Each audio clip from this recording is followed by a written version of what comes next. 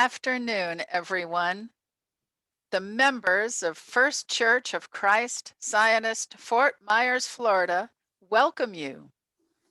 We're so honored and happy to be able to host this live webinar talk on Christian Science, a clearer view of you, given by Lyle Young from Ottawa, Ontario, Canada, a member of the Christian Science Board of Lectureship and a Christian Science practitioner and teacher listed in the Christian Science Journal.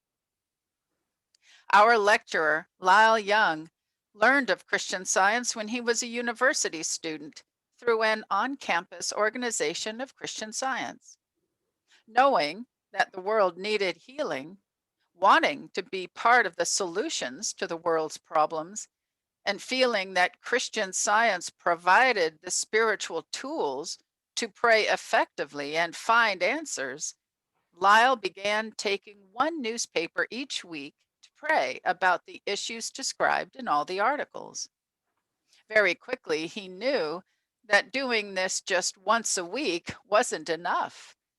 He began reserving first 2, then 3 nights a week to pray for others in the world. Eventually, he left his university program to devote himself full time to helping others through prayer as a Christian Science practitioner. It is a deep and broad love that motivates Lyle, a love of God, of the ideas in the Bible, and in the published writings of Mary Baker Eddy, and of all humanity. That love and affection for humanity expresses itself in a keen interest in cultures, languages, history, the arts, and sports.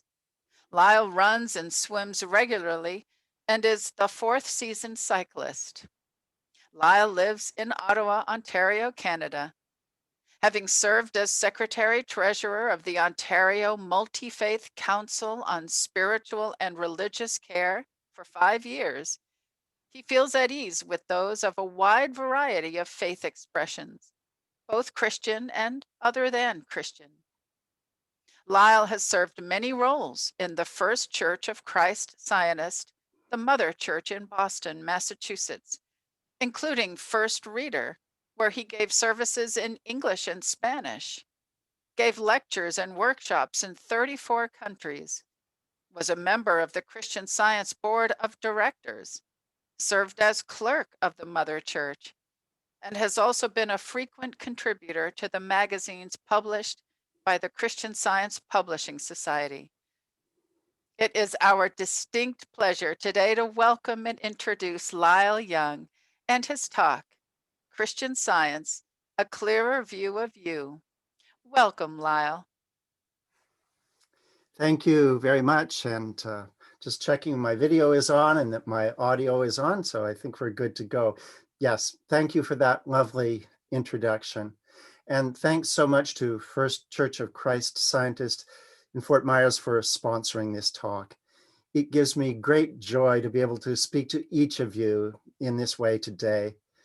Whether you're in Fort Myers, in another part of Florida, another part of the United States, or in another part of the world. Over the next hour or so, I'm certainly going to be talking about the pandemic, but first I have to give you a bit of background. So please be patient. We definitely will come to that important topic. Even in spite of a worldwide pandemic, life is still and indeed beautiful. If you think of a lifelong friendship, or a marvelous family day with several generations around a common table or on a Zoom call, magnificent natural scenery, or a painting that captures that fleeting moment when the moonlight is sparkling on the surface of a lake, or a poem that in just a few words gives a profound insight. But human life is never just beautiful. I think it's safe to say that we all know human life and its challenges, its frustrations, its disappointments, its conflicts, big and small, its fears, and its illnesses, including the contagious ones. Christian Science presents new and fresh insights into the nature of God, new and fresh insights into the nature of who we are as children of God. These new and fresh insights can lift us above the limitations and discords of human life and show us who we truly are as manifestations of the divine and how we truly are, always happy, always at peace, and always well. Mary Baker Eddy, the discoverer of Christian Science, knew human life very well. She grew up in the 1820s and 1830s in the part of the United States called New England, where the city of Boston is, for example. Specifically, she was the sixth in a family of 6 children on a family farm in the state of New Hampshire. As a little girl, she loved God deeply, and she delighted in her family. Because she was often sick, she couldn't go to school regularly, but she was very interested in learning. She was intensely interested in the world around her. She was greatly encouraged in her studies by her scholarly brother Albert. She was especially encouraged by her mother to put into practice the teachings of Jesus. At age 22, Mary Baker married George Glover, a builder. And together, they moved to a very different part of the United States, to North Carolina. There, after 6 months, and in spite of their best prayers, he died suddenly of yellow fever. Yes, a contagious disease, leaving her alone and expecting. She returned to New Hampshire, where she lived initially with her parents and later with her sister. When her son was born, she named him George after the father. He was a handful. He was a wild, energetic little boy. And because she was often unwell, it was challenging for her to care for him. Somewhat later, the rest of her family, concerned about the health of the mother and against her wishes, had the child taken away and placed in the care of another family. Of course, this broke her heart. And I think that it was one of the reasons why she wanted to marry again, to form a family circle to receive back her little son.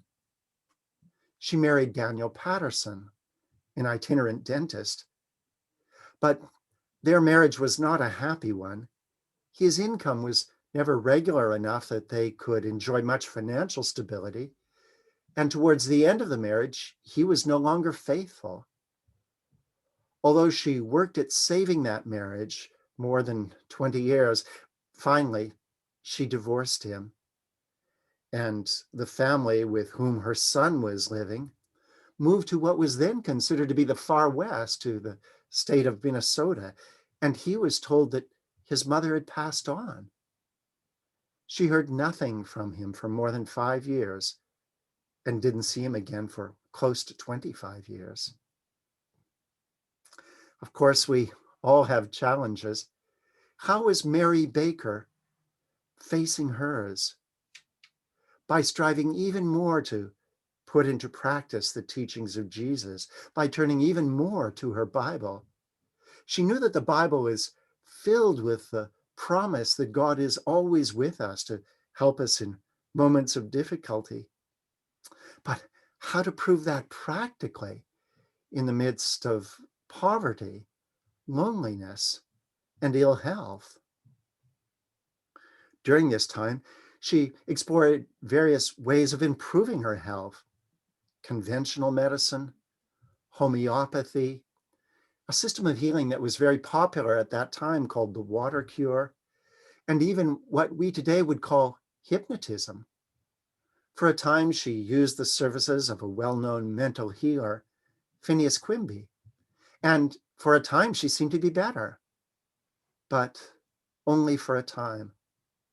And ultimately, she was disappointed because The basis of his system of healing wasn't the moral and spiritual principle that was the basis of the healing works of Jesus. In 1866, she had a breakthrough. She was walking to a temperance meeting.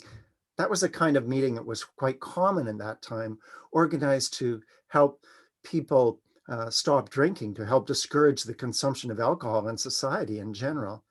It was winter in February in a small city called Lynn, not far from Boston. And walking to this meeting, she fell on a slippery sidewalk and, because of the fall, became unconscious. She was taken to a house that wasn't far from there. And the physician who attended her diagnosed serious internal injuries and didn't think that she would survive. But she came to, and she asked for a Bible.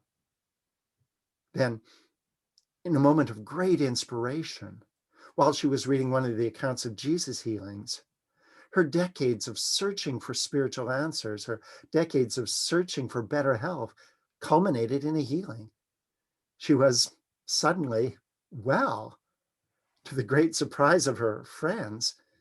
And although she experienced minor relapses over the next few months, she was finally entirely healed, not only of the effects of the fall, but ever after that experience, she enjoyed better health than before.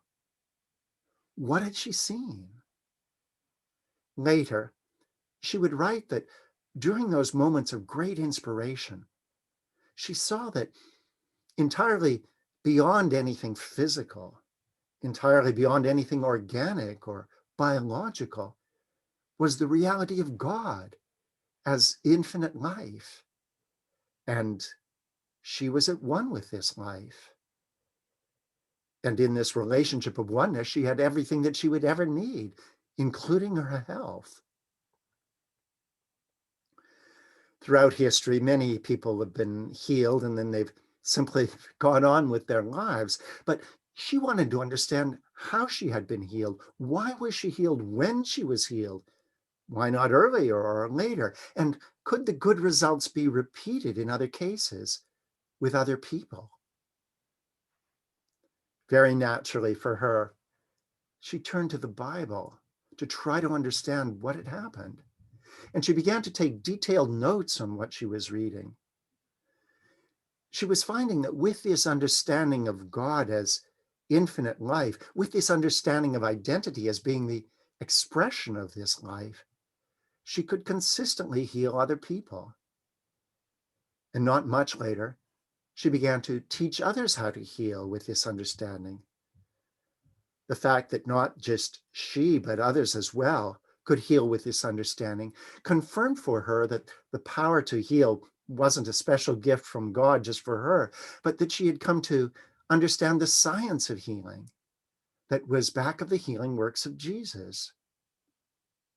Now, these healings were significant physical healings: diphtheria, malaria, tuberculosis, but there was also a moral dimension to this healing.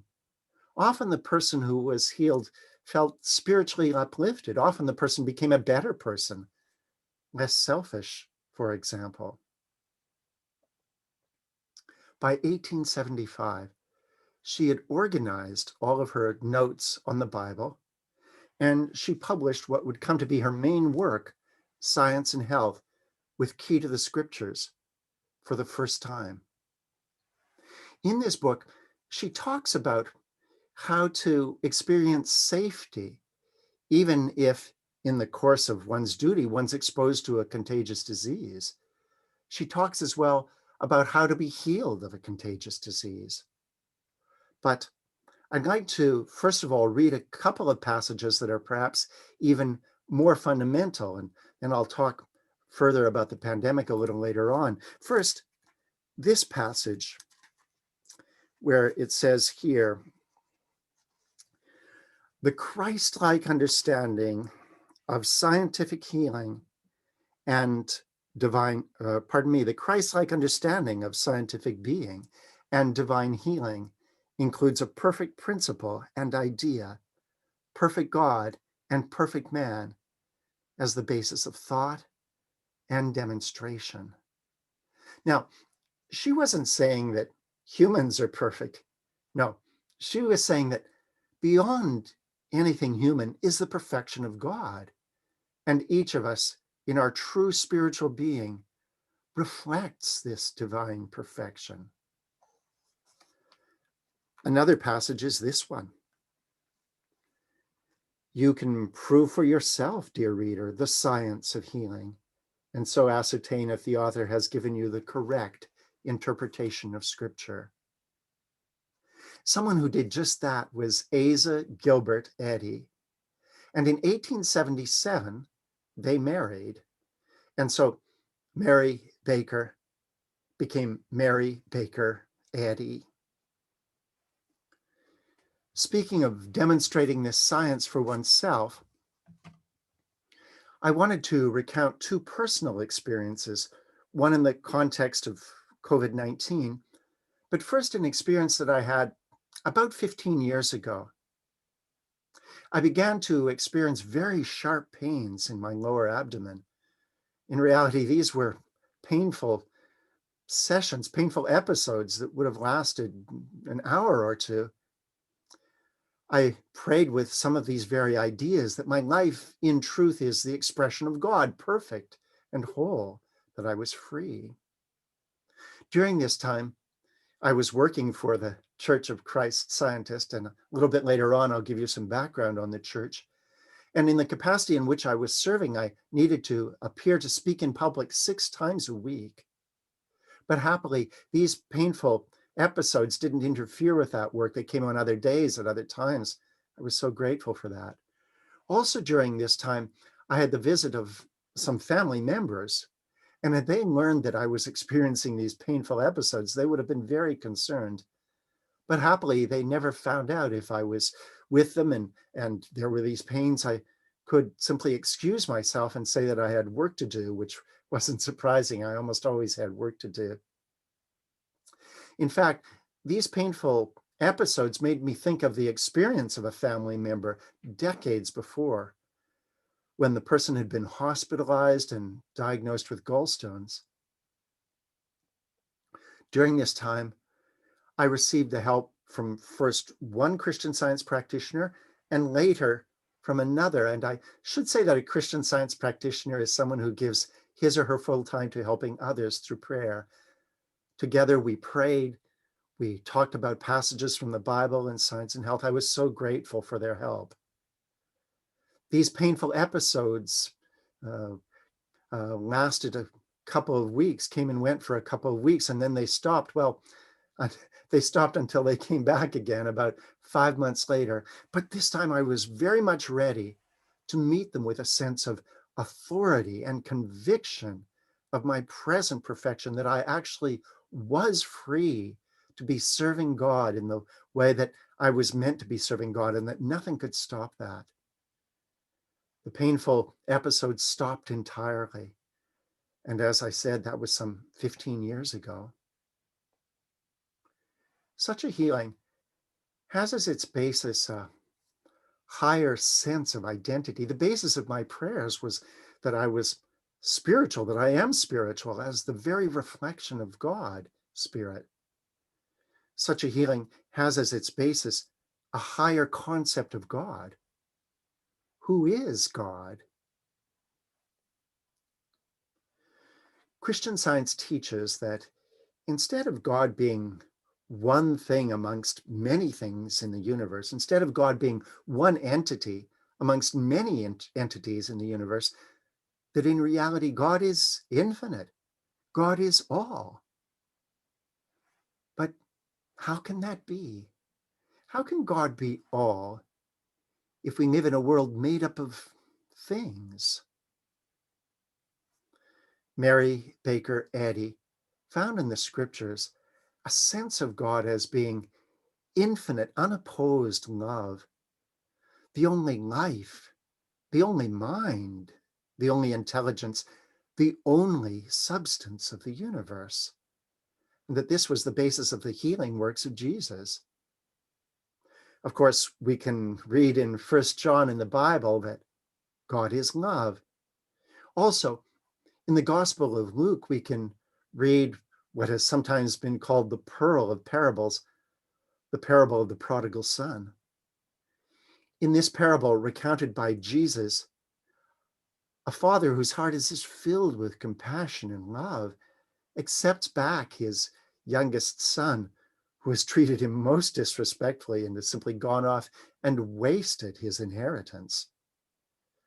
When the son realizes that he has nothing left, not even anything to eat, he decides to go back to the father. But he doesn't think that the father will take him back as a son, perhaps as a servant. At least in that way, he'll have something to eat. But when he's coming back, the father sees him from afar, and the father runs to meet him and embraces him and kisses him. And the father says that he wants to celebrate because he says, "This, my son, was dead and is alive again. He was lost and is found." With this parable, Jesus was indicating the nature of God as infinite, unopposed love, for unconditional love for each and every one of us. What Mary Baker Eddy was seeing was truly revolutionary and was challenging the most basic assumptions of human thought itself. She wasn't seeing that there are difficulties and discord and disease, including contagious disease, and then there's also infinite love. She was seeing that infinite love is so infinite that it actually exists instead of an imperfect material creation. In other words, there isn't a basic human context in which suffering is normal, natural, and inevitable for every one of us. And then there's also infinite love. Rather, she was seeing that infinite love is so infinite that it actually excludes the existence of anything other than love and its expression. With this sense of God as being infinite, unopposed love, I think it's easy to see that we may need to rethink the nature of who we are. Usually, the way of thinking is that, well, we're essentially physical beings who are evolving physically in a physical universe that itself is evolving physically. But the first thing that we can say right off is that in reality, each of us simply shines eternally as the very expression of this love. And that identity then is not subject to being diminished. Identity is not subject to being to aging. Identity is not subject to contamination.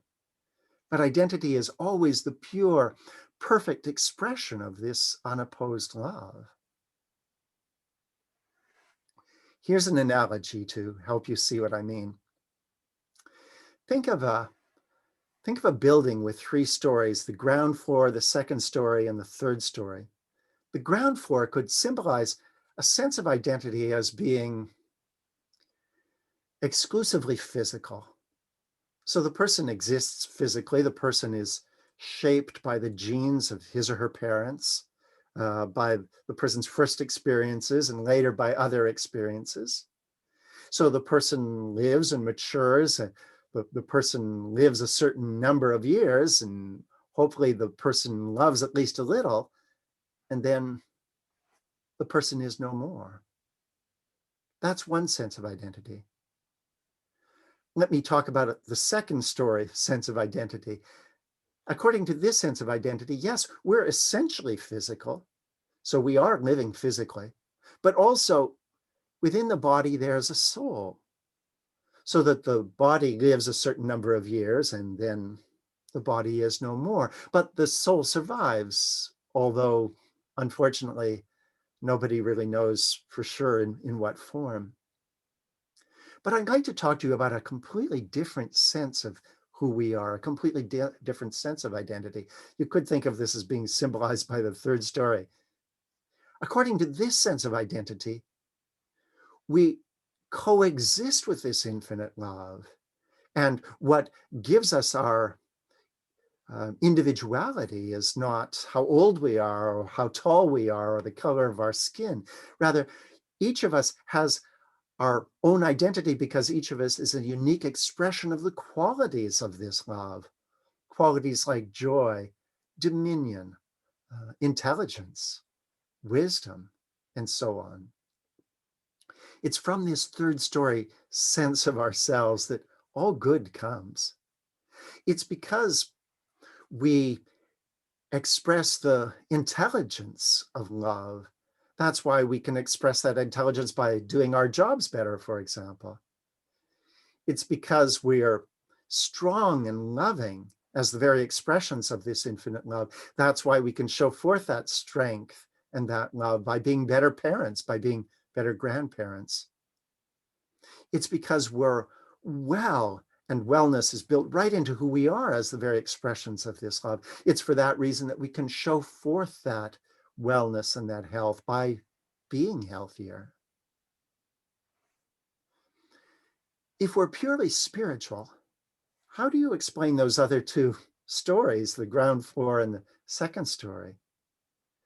Well, the first thing that we can say is that seen from an absolute point of view, they have no actual reality. They're simply human beliefs. They're simply human concepts. But those human beliefs, those human concepts could neither be created by this infinite unopposed love, nor could they even really be known to this love. And in fact, those beliefs, those concepts have no actual substance. That said, the human appearance of things, our highest collective perception of God's creation, can't help but reflect in some measure the beauty of spiritual life.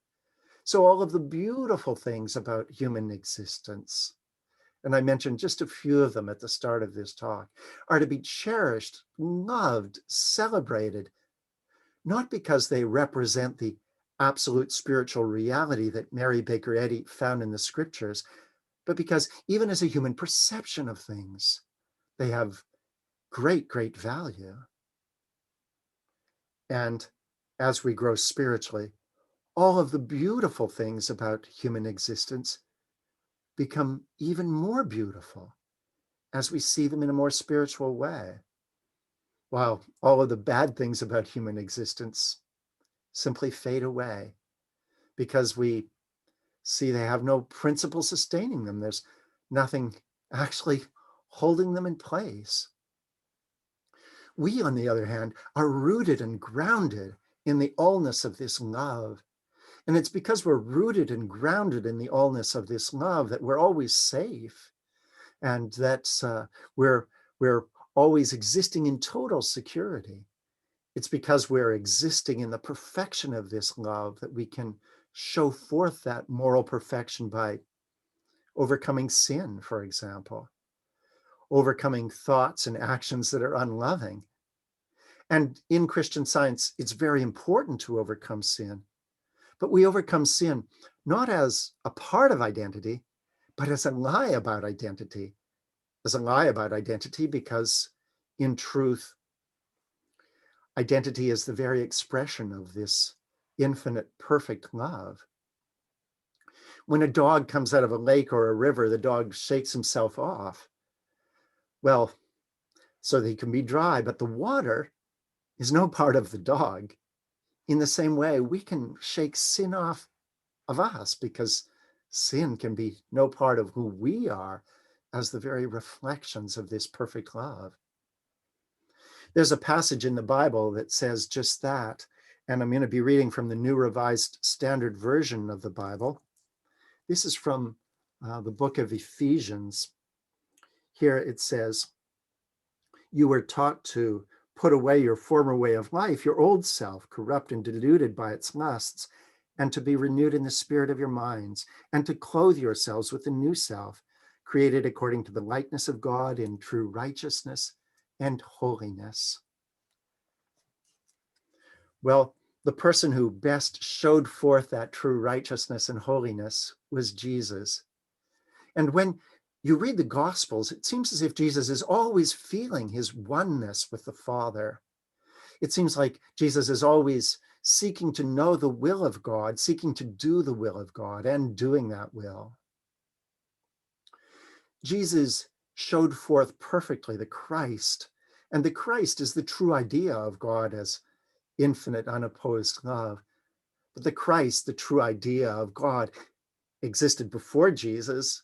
Jesus exemplified the Christ, but the Christ is with each one of us right where we are, even right at this moment during this Christian Science talk. The Christ is always with us to encourage us, to strengthen us.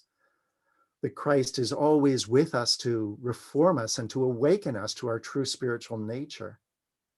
The Christ is always with us to heal us, even as the Christ healed at the time of Jesus.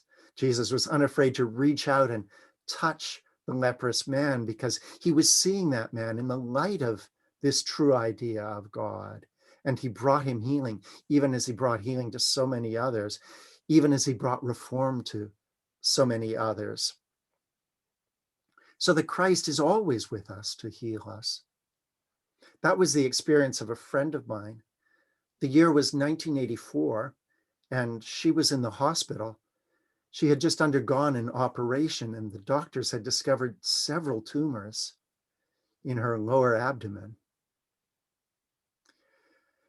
The doctors hardly knew what to recommend. They thought perhaps an exploratory operation and then maybe chemotherapy, but they didn't hold out much hope that she would live much longer. So she was in the hospital, but she wasn't receiving any medical help. What she was doing was she was studying the Bible, and she was studying science and health with Key to the Scriptures. She was also receiving help through prayer from a Christian Science practitioner. Together, they were striving to see her innate wholeness, to see her health that she would always have as the very daughter of God. Her husband, the very dearest of men, practically begged her to undergo the operation. So she decided to go ahead with it. But this time the doctors didn't find one single tumor. In fact, their words to her after the operation were, "You're clean as a baby." This healing happened in 1984. My friend is very active in her church. She has a very active family life and a wonderful circle of friends. You can hardly imagine her gratitude.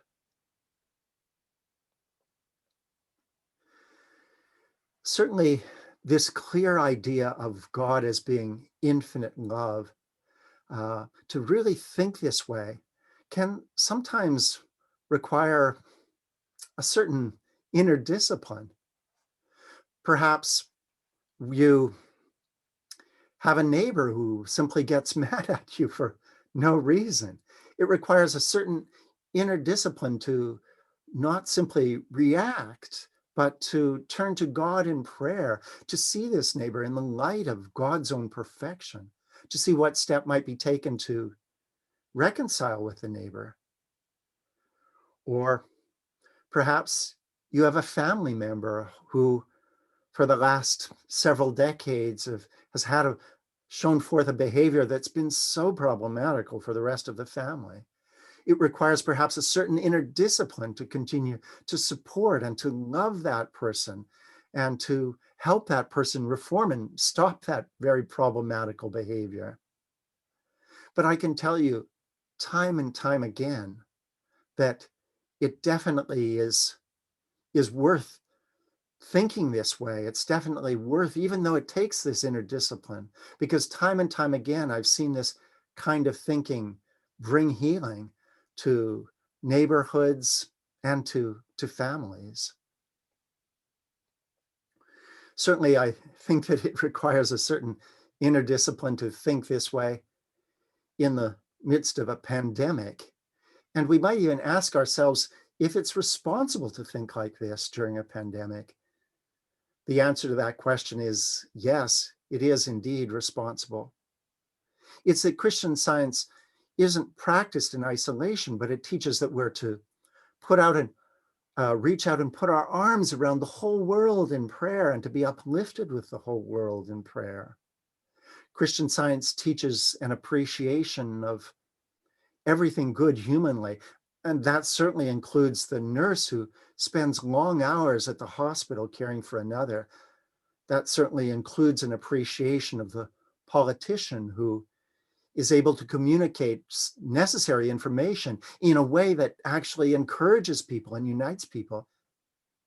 That includes as well an appreciation of fellow citizens who are working and respecting what public health authorities might ask to, for example, practice physical distancing.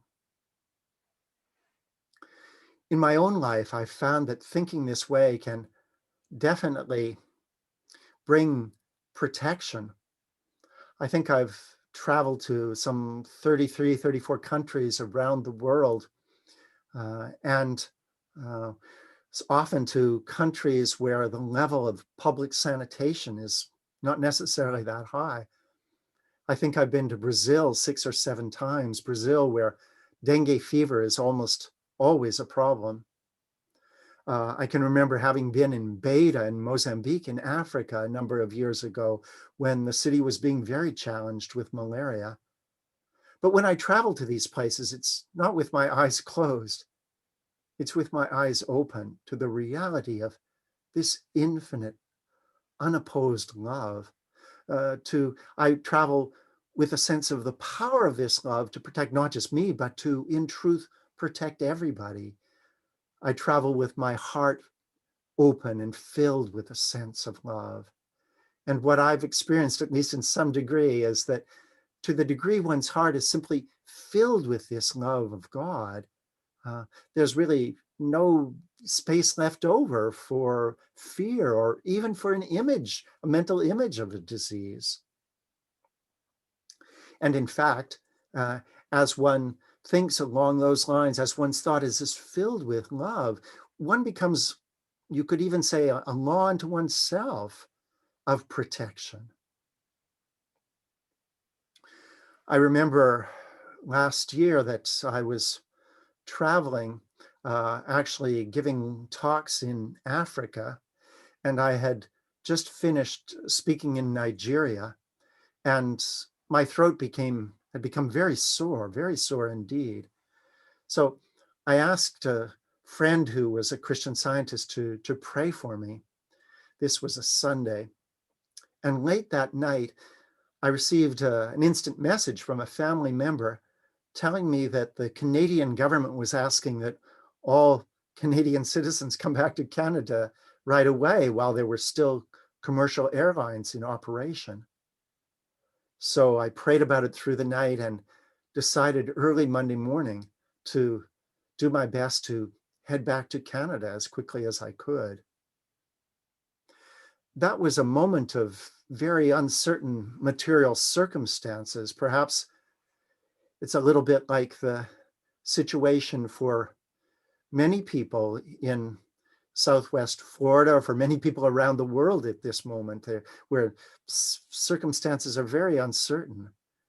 I certainly wanted to travel. I certainly wanted to be well. But even more important was practicing the golden rule, Jesus' golden rule, to do unto others as you would have them do unto you. So I certainly hope to travel, but if it were necessary to protect others, to communicate that I was sick, had a communicable disease, I certainly would do that. That would simply be practicing the practical ethics of Jesus. I prayed. So this was the Monday morning. My throat was still sore. I asked my friend to continue to pray for me. And I prayed with essentially 2 ideas. First, one idea was that everything that I get, I get directly and exclusively from my divine source, God. Just like every ray of light gets from the sun gets everything directly and exclusively from the sun, not from the other rays. And of course, all that I could ever get from God would be good, even as all that everybody can ever get truly from this one source is good. The other idea with which I prayed was that home, my home was not a physical location. My home, in truth, was the consciousness of the presence of this love. And I knew that I had that consciousness.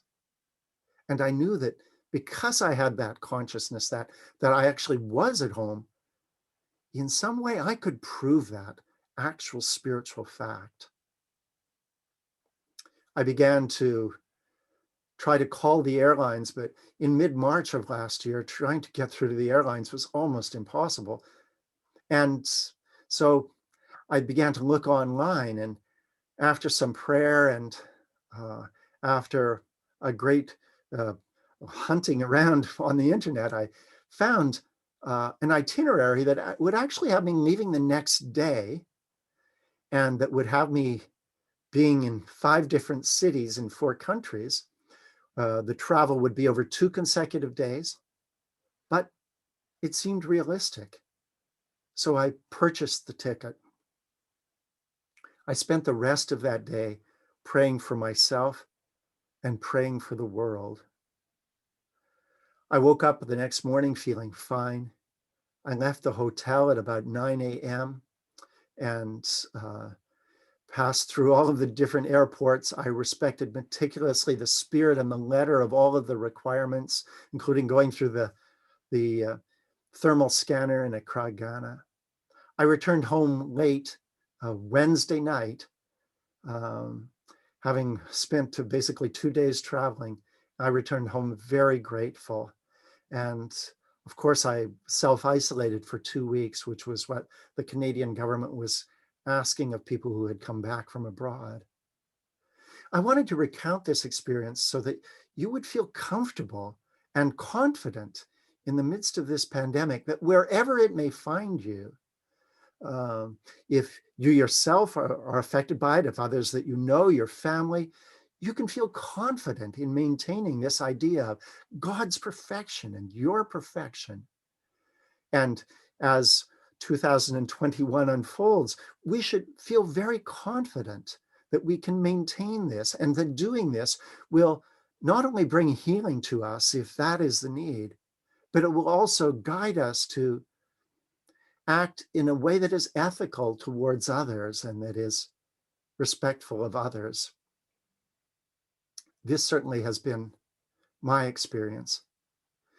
Sometimes thinking this way, that God is actually absolutely perfect and that each of us is perfect as his reflection, sometimes thinking this way can actually change the very character of the person. That was the experience of a friend of mine who learned of Christian Science when he was a teenager.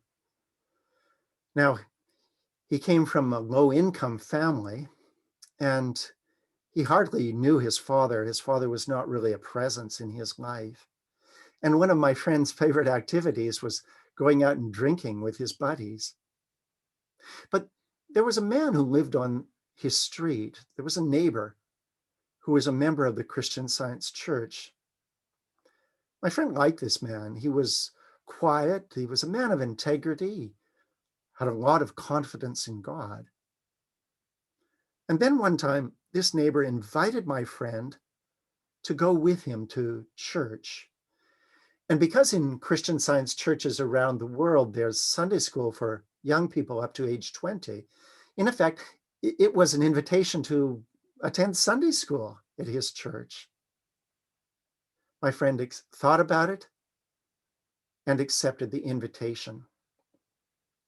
And what he heard in that Christian Science church had a great impact on him, because he heard for the very first time in his life that he has one perfect Father, Mother, God, and that he is the perfect Son, the perfect reflection of this one perfect Father, Mother, God. My friend loved that idea. He loved that idea so much that he began attending Sunday school regularly. And you know what it's like if you have a house plant that hasn't received water for a while and then gets watered, it just kind of springs to life. That's what happened to my friend. The ideas that he was learning in this Christian Science Sunday school began to have a great effect on him. It began to cause him to want to change the way that he was thinking, the way he was living. There were lots of changes. One of them, for example, was that he really liked his friends, but he decided he didn't want to drink anymore. So he stopped drinking. And there were other changes as well. And then a way opened up for him to be able to go to university. Now, this was surprising because, as I say, he came from a low-income family, and this was in the United States where university can sometimes cost a lot of money. He applied, he was accepted, he was so happy. And at university, he worked very hard on his studies. But I kind of think he worked even harder on himself in a sense. He wanted to be so loving. He wanted to treat the other students with so much love and care. And he wanted to be so caring and loving towards the professors, really towards everybody. Well, fast forwarding now some 10 years or so, my friend graduated from university. He has a job he loves. He's very active in his community. He and his wife have a little boy. I think what impresses me most in this example is no, not just that, yes, he went to university, now he has a job that he loves, but this idea of God as being infinite, perfect Father, Mother, the infinite, perfect Father, Mother of all of us, has enriched his life so much. And now he, with this idea and living on the basis of this wonderful spiritual truth, is enriching the lives of others. His life really has taken a spiritual and moral dimension. It's taken on a spiritual and moral dimension that it just never really had before. I can hardly think of my friend without thinking of the Ten Commandments. We probably all know the Ten Commandments a little. Maybe we've seen images of Moses with the 2 tablets of the Ten Commandments. You can read the Ten Commandments, of course, in the Bible book of Exodus. The Ten Commandments were very important in the life of Jesus. He references them often. And the Ten Commandments have been very important in the evolution of humanity.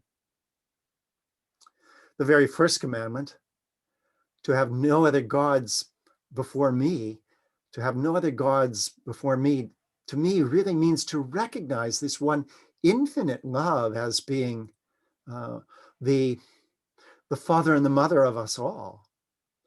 The next commandment, to have no graven images.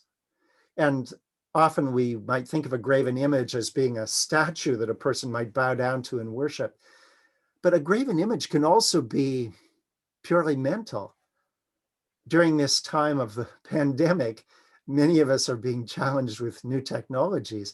And an image of ourselves as being maybe not very good with technology, that's a kind of a graven image that we need not worship. The next commandment, to not take the name of God in vain.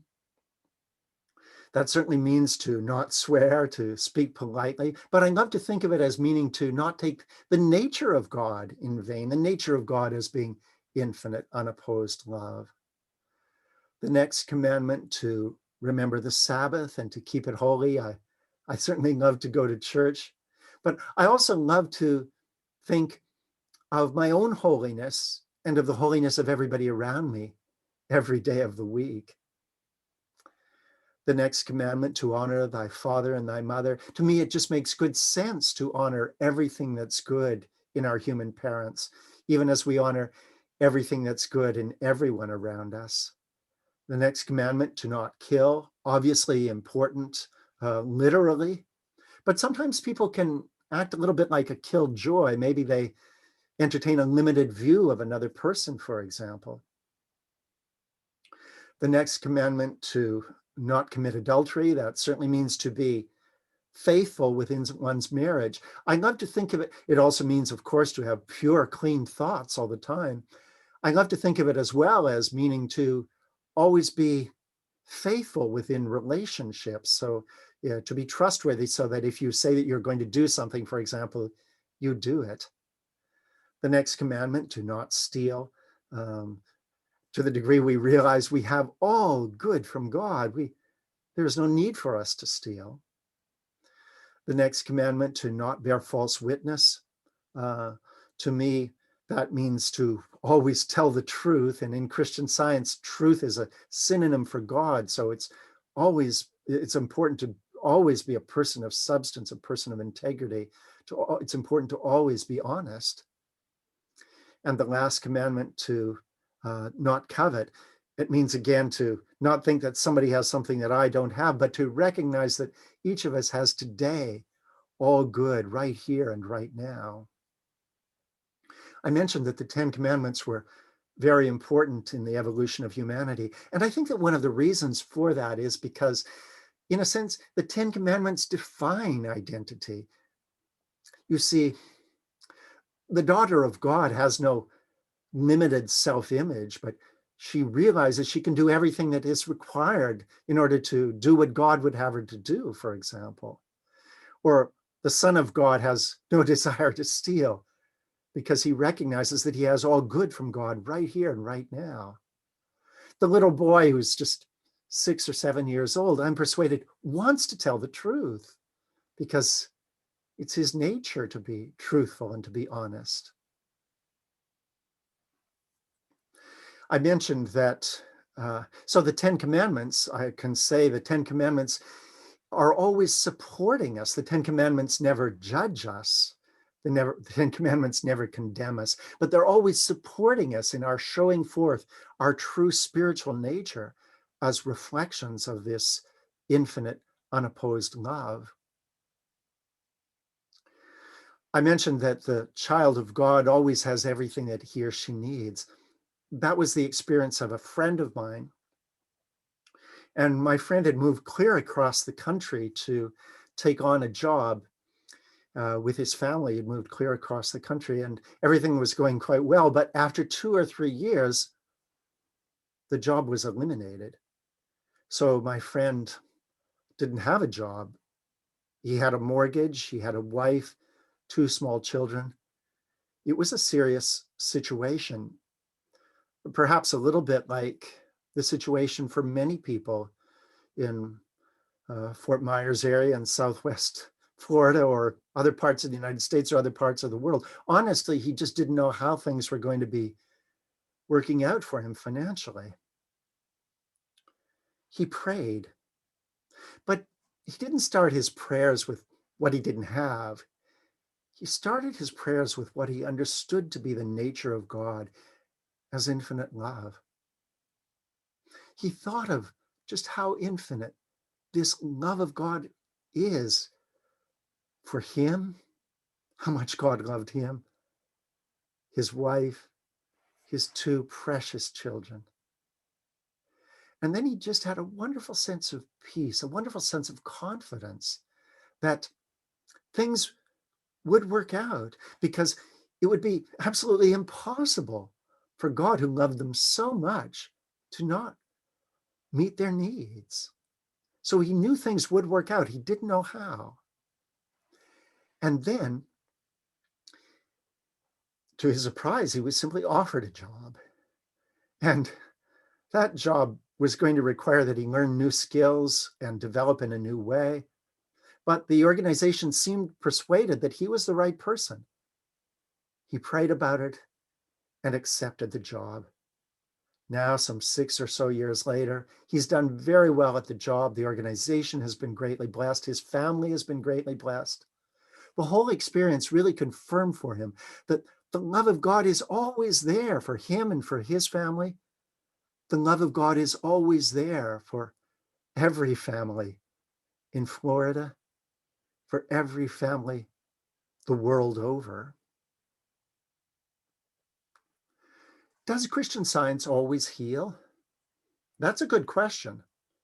Mary Baker Eddy discovered Christian Science in 1866, and since then, those turning to Christian Science have faced essentially the same challenges as the rest of humanity. Sometimes they've been healed immediately, sometimes they haven't, but the overall record of Christian Science healing is a very strong record of healing indeed. Mary Baker Eddy went on to found the Church of Christ Scientists that has branches in many countries around the world. She served as the pastor of the church, later as the pastor emeritus of the church. She also founded a series of magazines, including the Christian Science Sentinel, which is a weekly magazine, the Christian Science Journal, a monthly magazine, and the Herald of Christian Science, also a monthly magazine. In each of these magazines, now since well over a century, are published in every single issue verified testimonies of healings. These are healings of a wide variety of challenges, everything from healings of blindness to AIDS, healings of cancer, healings of eating disorders, healings of Alzheimer's, broken bones, addictions. When you read these healings, it feels a little bit like reading the Gospels, which are just filled with the healings accomplished by Jesus and by his disciples. Also, at Wednesday testimony meetings in churches around the world, Christian Science churches around the world, people tell of how applying the teachings of Christian Science have brought healing. There are some 65,000 testimonies that have been published in the Christian Science magazines. And healing always happens to the degree that we realize our purely spiritual nature. Often human thought is on the ground level or second story, but to the degree we realize our purely spiritual nature and demonstrate that nature, healing always happens. And it's the discipline sometimes the hard work, and sometimes the persistence of realizing our true spiritual nature that is the joy of following the perfect example of the master. Up until now, all of the examples that I've given have been examples that have been of individuals and their families. But I wanted to give you an example of how to pray for the collective. So if you're praying for your city or for your country or for your nation or for the world, this was the experience of a friend of mine who was in a developing country. He lived in a developing country. And he took a job as the financial controller of a large government institution that employed more than 4,000 people. And things were going well until he realized that employee theft at this organization was a tremendous problem. That employee theft was taking the various forms. First of all, people were manipulating the computer system with the complicity of the cashiers in order to steal. There was the issuing of false receipts and even the outright theft of equipment. My friend wanted the organization to be transparent. He wanted the organization to truly be serving the people that it was intended to serve. So he took various steps. First of all, he modernized the accounting system. He improved the auditing system, the internal auditing system. He created an internal auditing system. He improved the inventory system, and he began to work to increase employee salaries. But most essentially, he prayed. He prayed that his eyes would be open to see the honesty and the goodness, the integrity of each and every one of those employees. My friend's efforts to reform the organization were met with stiff resistance. That resistance took a couple of forms. First, there was a group of employees that wrote a false report about my friend and sent it to his immediate superior and to the Minister of Finance in his country. All of the allegations were investigated. None of them were true. My friend was entirely innocent, and it was recognized. He just kept on praying.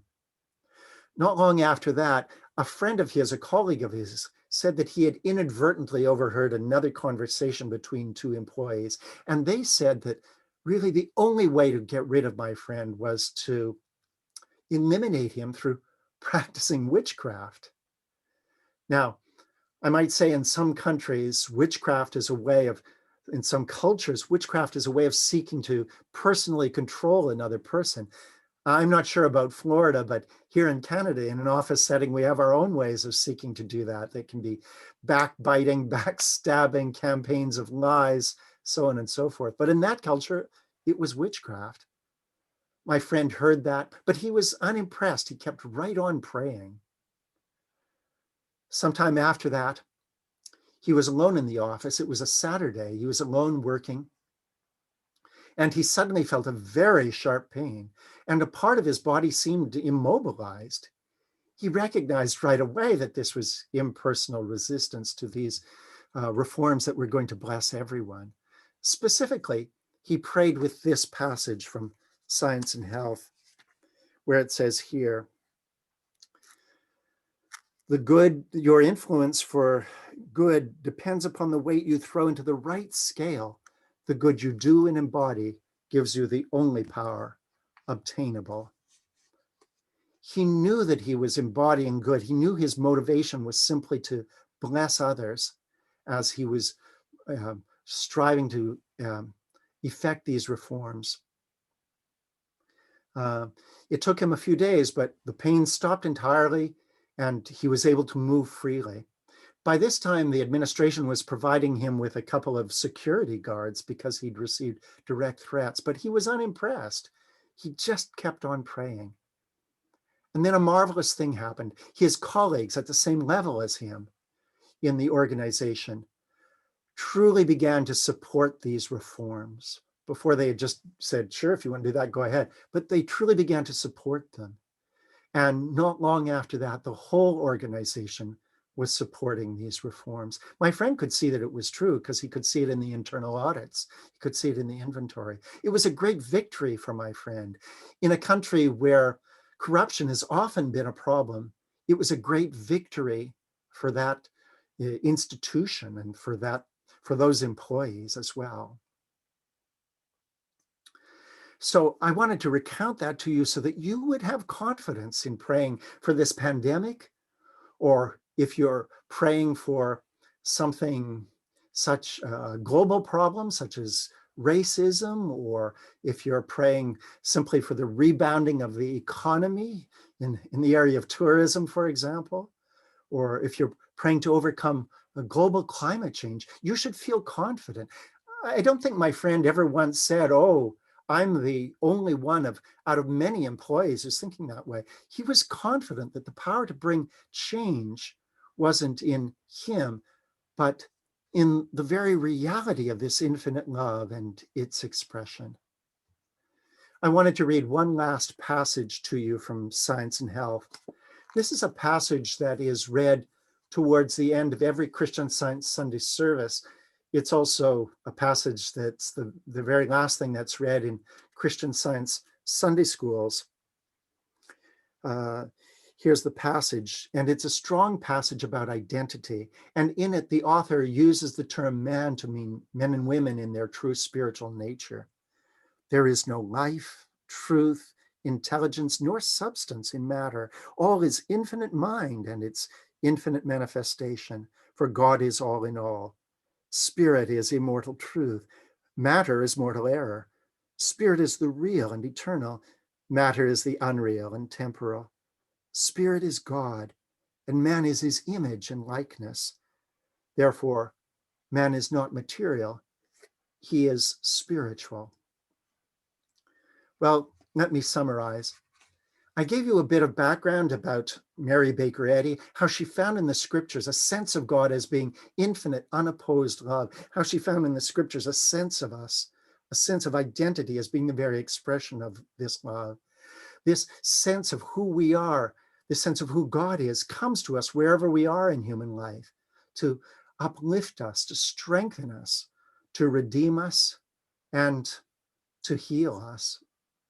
I wanted you to have confidence that as you pray along these lines, you can see healing in your lives and you can bring healing to the world. And to the degree that we're living consistently with our prayers, those prayers are going to be effective. So for example, if we're praying for greater honesty amongst elected officials in our own country or in another country, to the degree that we live that honesty, our prayers in that direction are going to be effective, just as if we give somebody a check, for example, it's the funds in our bank account that allow that check to really be valid. So if we're praying for greater political unity, for example, it's the love and the graciousness and the goodness and the understanding that we bring to our daily lives that is going to bring about that greater political unity in our own country or in other countries around the world.